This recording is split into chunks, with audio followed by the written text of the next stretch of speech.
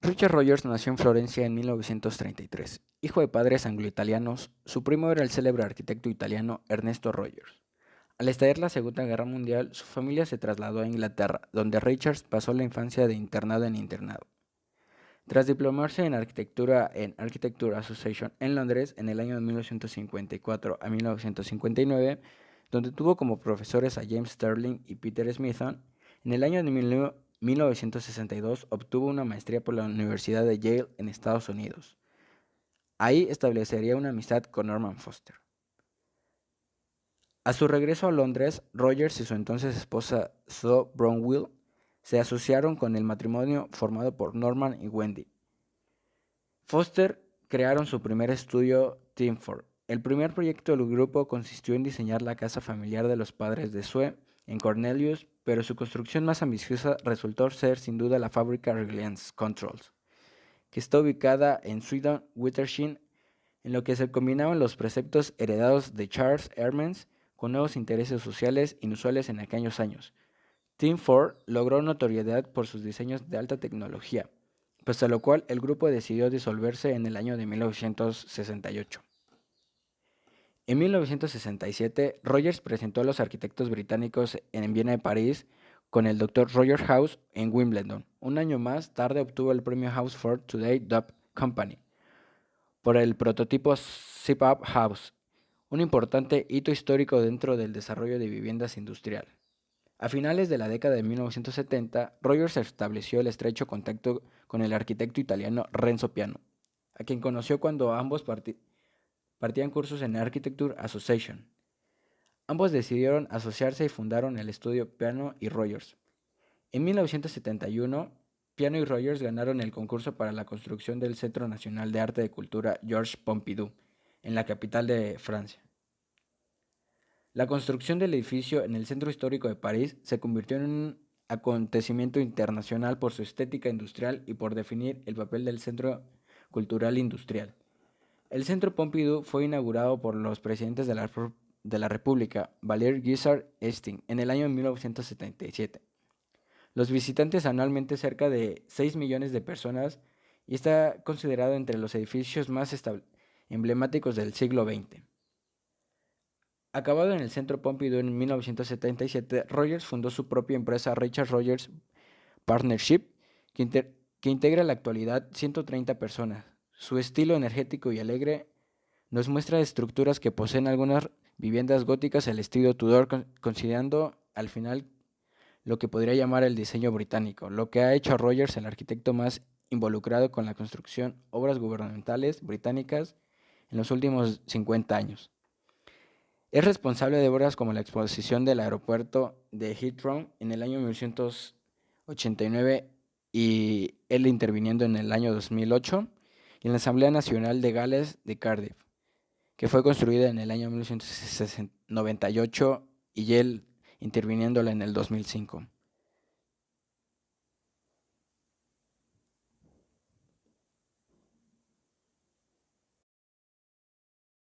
La arquitectura del Centro Pompidou, pensada como un diagrama espacio-evolutivo por sus arquitectos Renzo Piano y Richard Rogers, presenta unas características técnicas que lo convierten en algo ejemplar y único en el mundo.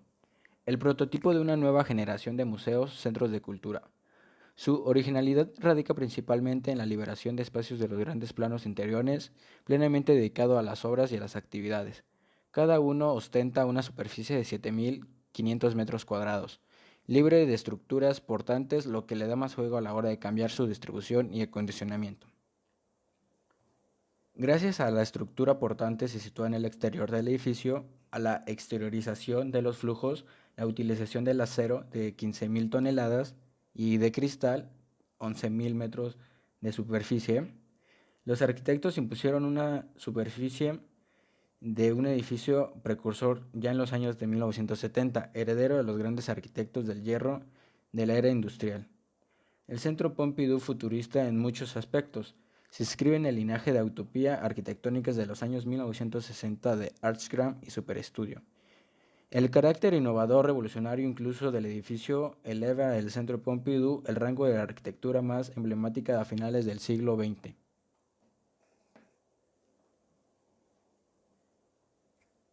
El edificio cuenta con 10 niveles de 7.500 metros cuadrados cada uno, 12.210 metros cuadrados dedicados a la presentación de colección del Museo Nacional de Arte Moderno, 5.900 metros cuadrados dedicados a la exposición temporal, dos salas de cine, una sala de espectáculos con 384 butacas y una sala de conferencias con 158 butacas, una biblioteca pública con una sala de lectura de 10.400 metros cuadrados y aforo para 2.200 lectores. La relación con el entorno fue controversial al crear un contraste enorme con las fachadas clásicas circundantes que por un lado buscaban realzar la estética con una decoración prominente. Por otro lado, buscaban realzar la función del edificio, incluyendo del interior todo el esqueleto y llevando hacia afuera la estructura y las instalaciones como si hubiese sacado las tripas y hubiese dejado su interior vacío. Justamente, esta premisa era una de las más importantes. Si bien su fachada en el exterior son una maraña de tubos, tensores, conductores y varios colores, en el interior es diáfano y estaba pensado como un contenedor vacío listo para exhibir prácticamente cualquier cosa, cumpliendo con la cabalidad de función como centro de arte contemporáneo. La fuerte presencia del color es una de las características arquitectónicas del Centro Pompidou. Cuatro colores fuertes: azul, rojo, amarillo y verde animan su fachada y visten su estructura de acuerdo con un código definido por los arquitectos. El color azul para la circulación del aire, climatización. El color amarillo para la circulación eléctrica. Verde para la canalización del agua y el color rojo para el tránsito de personas, escaleras mecánicas y ascensores. Jean Nouvel nace en Fumel, un municipio francés situado en la región de Aquitania, el 12 de agosto de 1945, en el seno de una familia de profesores. Pasa su juventud en el pueblo francés de Sarlat, un lugar que atrae a Nouvel por su misteriosa y estrecha callejuelas medievales. En el instituto de esa localidad recibe clases de dibujo por Marcel Dubiers, quien despierta en él pasión por el dibujo y la pintura. Al finalizar sus estudios secundaria, su intención es convertirse en pintor, pero sus padres Rogers y René lo orientan hacia los estudios más prácticos y decide entonces estudiar arquitectura. En 1964 se inscribe en la Escuela de Bellas Artes de Burdeos y 2 años más tarde comienza a estudiar en la Escuela Nacional Superior de Bellas Artes de París, donde obtiene el primer puesto en el concurso de acceso. Mientras realiza sus estudios en París, trabaja como asistente con los arquitectos Claude Parent y Paul Virilio, conocidos por sus obras de arquitectura oblicua, de quienes recibe una notable influencia. Sus ideas ofrecen al joven Nouvel una salida de académicos de la escuela. El joven estudiante está interesado en la identidad, la especialidad y en el mundo académico. Ofrece la misma receta para todos los edificios. Cuanto más estudia la evolución de la arquitectura en el mundo, más se interesa por las cuestiones de la especialidad en contraposición con la arquitectura genérica. Parent y Virilio alientan a Nouvel a abrir su propio estudio. Y en el año 1970, con ese propósito, a Francois Signer.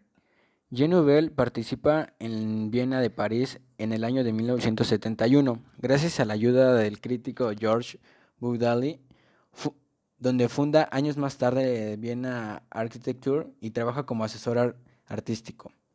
En 1972 consiguió el diploma en la Escuela de Bellas Artes de París. Ese año se asocia también con Gilbert Lins y en el año posterior con Jean-Francois Goit y Pierre Sori. Realiza sus primeros proyectos en la zona de Périgord, France. Como la escuela materna de Trellis, una la casa de Charneville, su primer proyecto destacable es en la Casa Dick de Saint-Andrés-le-Bers en el año de 1976. Ese mismo año realiza la clínica Val Notre Dame en el año de 1978 en el colegio Anna Frank de Antony.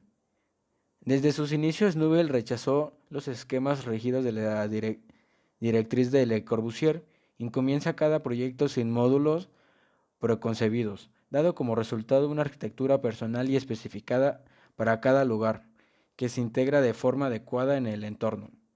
Es cofundador del movimiento arquitectónico francés Marche en el año 1976, una corriente progresista que fomenta la renovación de la arquitectura en Francia. En 1977 participa en la creación del Sindicato de Arquitectura, manteniendo durante toda su vida una participación activa en asociación y iniciativas en defensa de su concepción de la arquitectura. En 1980, Jean Nouvel aborda la renovación del Teatro Belfort a partir de un edificio del siglo XIX, sometido a diversas restauraciones del siglo XX. Diseñada por Jean Nouvel, la Marsellesca marca un verdadero punto de inflexión para la ciudad mediterránea de Marsella. Este bloque de oficinas de 135 metros de altura no solo demuestra destreza arquitectónica y técnica, sino que también es un proyecto económico y social sostenible. La Mercedes tiene 35.000 metros cuadrados de espacio de oficina, brindando así a la ciudad una propiedad profesional vital para cualquier metrópolis con aspiración internacional. Aunque la Mercedes es un edificio de oficina, es mucho más que una simple operación de bienes raíces. La torre ha emergido como un símbolo de nuevo de barrio. Al unirse a un horizonte ya formado por Zaha Hadid, la Marsellesa se convierte en un punto de referencia para los habitantes de la antigua zona industrial, que hace solo 10 años se calificaba como un desafiante, rodeado por las dos rampas de autopistas elevadas y la terminal portuaria para los transbordadores que parten hacia el Mediterráneo.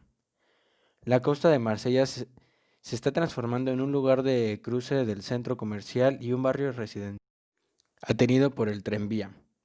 Esta metamorfosis de tejido urbano de la ciudad forma parte del proyecto apoyado por Euromediterráneo, EURMUD, una enorme operación para reclamar el sur de Europa, que ha desempeñado un papel muy activo en la regulación de Marsella, y en particular en su litoral. A diferencia de la torre de Zaha Hadid, terminada en el 2011 y que actúa como un sede de grupo de transporte marítimo líder del mundo, SMA, la Marseillaise no estará reservada para una sola empresa. Con 12 pisos ya reclama por la comunidad urbana, la torre de Jean Nouvel tendrá 9 inquilinos y recibirá vistas profesionales de otras compañías que serán recibidas en el edificio para reuniones. Frente al mar, la torre surge de una apertura al exterior que no es meramente alegórica. La Marseillaise busca ser una larga que se experimenta por la habitación de la región. Al igual que el Pavillon de Le Corbusier y Ricciotto antes que el Jean Nouvel, está fascinado por el paisaje de Marsella y el campo circundante. Esta fascinación inicial se puede ver en la forma en la que el arquitecto utiliza el hormigón de alto rendimiento en cuanto al telón de fondo de paisaje de Marsella. Esto ha desempeñado un papel determinante en el diseño del proyecto. La Marsellesca encarna el deseo de construir una torre que llame la atención sin comprometer con el panorama. Las fachadas están hechas de concreto pintado en 30 tonos, con la gradación de colores que otorgan la construcción de profundidad singular. Los toldos integrados en las fachadas permiten optar por un vidrio transparente, una ventaja innegable para los usuarios, que podrán beneficiarse de la luz natural del Mediterráneo, que entrará en sus oficinas sin ser alteradas por el tinte empleado habitualmente en este contexto. Los 30 colores de la fachada que se presentan en los enfoques se utilizan normalmente en el arte óptico y cinético. Crean a distancia una ilusión óptica cuando la torre se mezcla en el cielo o en el ocre de los techos de Marsella. Por el contrario, al acercarse a la torre se revelan completamente los matices y la complejidad morfológica de la fachada.